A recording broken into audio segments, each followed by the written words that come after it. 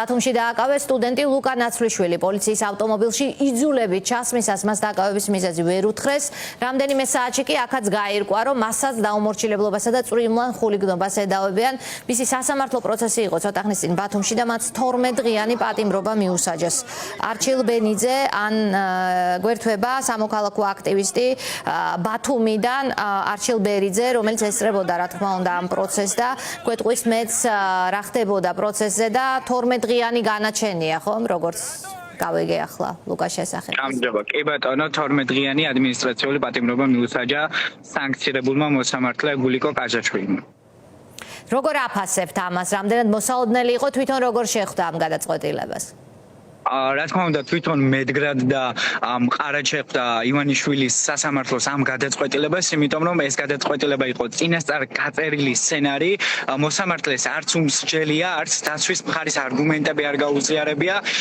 მაშინ, როდესაც შინაგან საქმეთა სამინისტროს იურისტმა ისეთი აბსურდული ბრალდებები წამოაყენა ლუკა ნაცვლიშვილის წინააღმდეგ, რომ ეს ყველაფერი იყო კიდევ ერთი გაწერილი სცენარი და ასე ვთქვათ, ცირკი, რომელსაც დგამს ივანიშვილის სასამართლო ახალგაზრდების წინააღმდეგ და ლუკა სწორედ იმიტომ დაიჭირეს, რომ სისტემის წინააღმდეგ იბრძვის, ის ადრეც დაიჭირეს, დააჯარიმეს, მაგრამ ვერ შეაშინეს. ეს ნიშნავს, რომ ლუკა მათთვის საფრთხეა, იმიტომ რომ ის შესაძლოა გახდეს იმ ადამიანების და мотиваცია, რომლებიც იბრძვიან სისტემის წინააღმდეგ და არ ნებდებიან. ამიტომაც ერჩის ივანიშვილის პოლიცია ახალგაზრდებს განსაკუთრებით. აი თქვენ მასთან ერთად იყავით, როცა ის დააკავეს გუშინ, ხომ? აი რა პირობებში, რა მომენტში დააკავეს და საერთოდ რა უთხრეს დაკავების დროს? მე კადრებს კი ვხედავთ ახლა ჩვენ, მაგრამ თქვენ უკეთ მოყვებით ამას.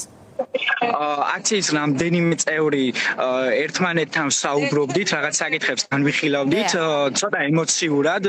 ლუკას ჩვევია ხანდახან ემოციური საუბარი, გამოსვლებიც გახსოვთ მისი და როდესაც ხმამაღლა საუბრობდა, 20-ზე მეტი პოლიციელი არაფრისთვის მოვარდა, ლუკა დაიჭირეს უკნიდან, არაკაცულად დაიჭირეს. ეს ცალკე ამბავია, იმიტომ რომ თითქოს ივანიშვილის პოლიციელები კასობაზე დებენ თავს და მოსამართლეები რაღაცა სინდისიერებაზე 20-ზე მეტ ადამიანს მიყავდა. არ ვიცი ადამიანები შეიძლება უწოდოთ თუ არა მათ. 20-ზე მეტ პოლიციელს მიყავდა ის და თქვენს რომ სიტუაციას ვარიდებთო, მაგრამ კითხვებზე სად მიყავდათ არ უპასუხობდნენ და ბოლოს გითხრეს რომ დაჭერილი იყო. წინააღმდეგობის გაწევა უცადეთ, მაგრამ ძალიან ბევრი პოლიციელი იყო და ჩვენ რამდენიმე ადამიანი ვიყავით და მხოლოდ მოახერხეთ ის რომ გადაგვეღო კადრები, რაც ეთერში გავიდა. კი ბატონო და აი ბათუმში რამდენად ცდილობს ამ პროტესტის გადატეხვას ივანიშვილის რეჟიმი? მე რა თქმა უნდა მზია ამაღლობელი ციხეშია, ჟურნალისტი ქალი, ფაქტობრივად წარმოუდგენელი ბრალდებით და ახლა ლუკა ჭოხონელიძე აგერ 12 დღე პატიმრობა ადმინისტრაციული, ეს რაღაცნაირად ყველაფერ ხისტ მეთოდზე მიდის. ლუკა ნაცვლიშვილი გვარი შემეშალა, მე მგონი ბოდიშვიხტი ლუკას მთელი საქართველო იცნობს ჯერ კიდევ დროშის ამბიდან მოყოლებული ინსტრუქტორი შემეშალა. ბოდიშვიხტი, მაგრამ აქ უნდა ვიკითხო, რამდენად სასტიკია მეთოდები და რაზეა ეს გათვლილი? თითქოს თავდაპირველად ისინი ჩვენ მიმართ მობიერები იყვნენ, მაგრამ ეს რა თქმა უნდა აბსურდია და მოჩვენებითი.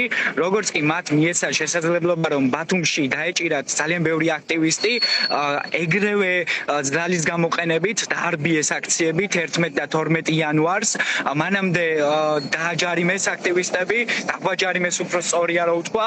შემდეგ კი ზებრაზე გადასვლისთვის 5000 ლარიანი ჯარიმები გამოგვიწერეს ყველას. არაფრის გულისთვის, ასევე არაფრის გულისთვის დააკავეს ადამიანები, რომლებსაც 5 დღიანი და 12 დღიანი პატიმრობა მიუსაჯეს, მათ შორის ლუკა ნაცვლიშვილს. ამით ცდილობენ, რომ განსაკუთრებით ასევე მინდა ვთქვა მზია ამაღლობელს, როგორ მოექცენდა ბათუმელ მედროშეს, თემურ ქათამაძეს, რომელსაც ქვეყნიდან გაძევებით ემუქრებიან. ამით ივანიშვილს უნდა რომ მუხტი ჩაკლას ყველა ქალაქში, საწყის ეტაპზე ბათუმში არ გამოუვიდა და ახლაც თამამად შემიძლია ვთქვა, რომ არ გამოუვა, იმიტომ იმიტომ რომ თითქოს როცა ყველას ეგონა რომ ბათუმშიც და თბილისშიც აქციები მკვდარი იყო, გამოჩნდა გუშინ რომ პროტესტი არსად წასულა, რომ ადამიანები ისევ გაბრაზებულები არიან და საჭირო დროს, სწორ დროს, სწორ ადგილას ისევ გამოვლენ და გამოდიან და იბრძვიან და ვიბრძვით რუსული რეჟიმის წინააღმდეგ.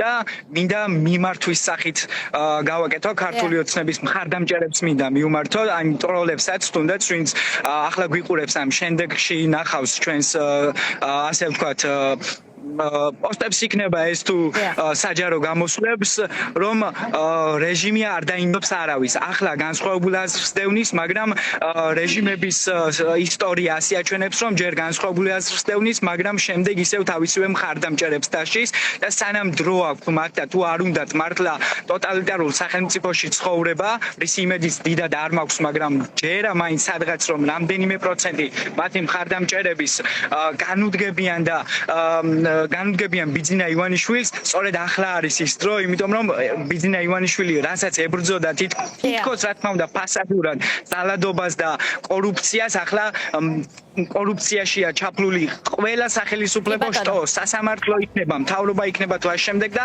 არანაირ ძალას ასე ვთქვათ უკან არიხევენ, რომ ახალგაზრდების წინააღმდეგ იძალადონ და დაიჭირონ, დააკავონ, სცემონ და დააჯარიმონ.